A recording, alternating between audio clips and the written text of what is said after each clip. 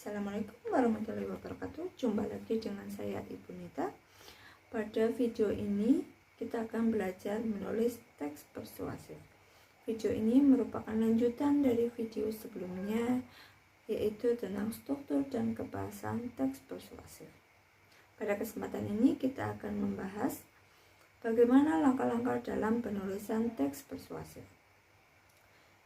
Berikut merupakan peta konsep dari penulisan teks persuasif. Sebelumnya kita harus menentukan kerangkanya. Setelah menentukan kerangkanya, kita dapat menentukan topik atau masalah yang ingin kita bahas. Selanjutnya, kita menentukan judulnya.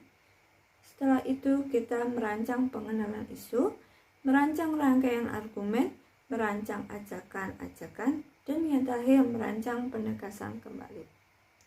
Setelah semua sudah, baru kita menulis teks persuasif. Setelah menulis, kita coba untuk menyunting teks persuasif. Setelah menyunting, kita akan merevisi, dan yang terakhir baru kita bisa menyajikan teks persuasif. Ada 3 syarat dalam penulisan teks persuasif. Yang pertama yaitu kredibilitas, kedua kemampuan mengendalikan emosi, dan yang ketiga bukti-bukti. Apa itu kredibilitas? Kredibilitas artinya penulis harus memahami persoalan yang ditulis dengan baik. Hal ini akan terlihat dari diksi, struktur kalimat, dan gaya bahasa yang digunakan penulis. Yang kedua, kemampuan mengendalikan emosi. Artinya, penulis harus jeli untuk dapat mengobarkan emosi dan sentimen pembaca. Dan yang terakhir adalah bukti-bukti. Artinya, penulis memiliki kemampuan memberikan bukti-bukti mengenai suatu kebenaran. Berikut adalah langkah-langkah dalam penulisan teks persuasif. Yang pertama yaitu kita harus menentukan topiknya. Kedua, membuat kerangka. Ketiga, mengumpulkan bahan. Keempat, menarik kesimpulan. Dan yang terakhir, penutup paragraf persuasif.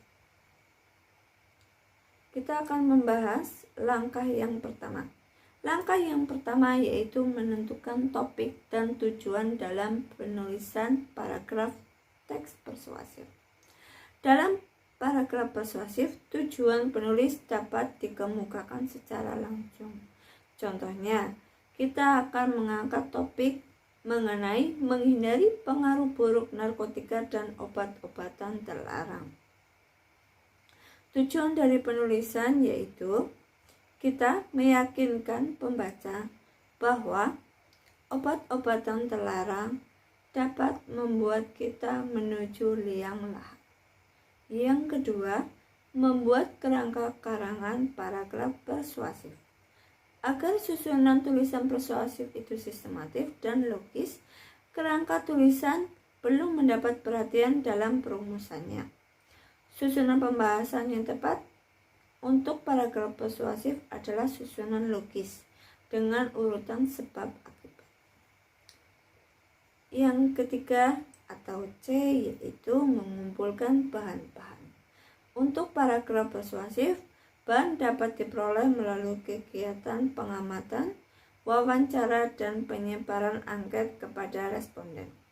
Pada saat mengumpulkan bahan, kita dapat membuat catatan, baik secara langsung maupun secara tidak langsung, yang nantinya dapat dijadikan sebagai barang bukti.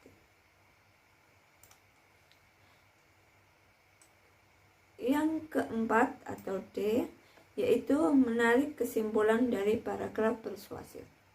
Menarik kesimpulan dalam suatu karangan persuasif harus kita lakukan dengan benar agar tujuan kita tercapai.